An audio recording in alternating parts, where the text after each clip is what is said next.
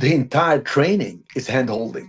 It's step by step. You have direct email with me when you're in the joint venture of the program. I mean, unless you want me to go and do the deal for you, which sooner or later you're going to say, Sharif, step away because I got to learn to do it by myself. So here is the thing. When you get the deal under contract, there are 15 criteria. You will never get the whole 15 criteria for the building. You will get the top 6 maybe, right? So you're going to get it under contract. There is no risk because when you submit the letter of intent to purchase, there is no risk. If you put it under contract for the 45 days and 15 days to close, you can walk away at any time with no risk. If you put 5,000 earnest money deposit, if you put 7, I have a guy put 10,000 earnest money deposit, it's refundable to you during the 45 days by law. It's standard.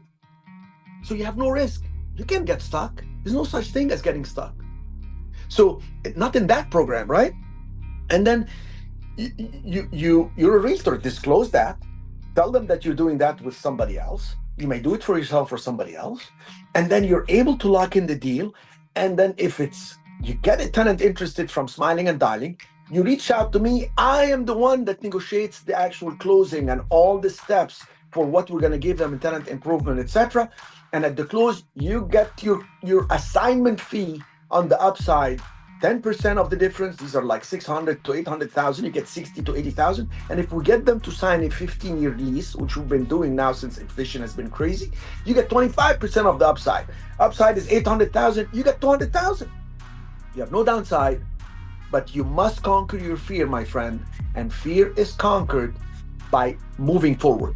Even in the Bible, the sea parted when they moved forward, right?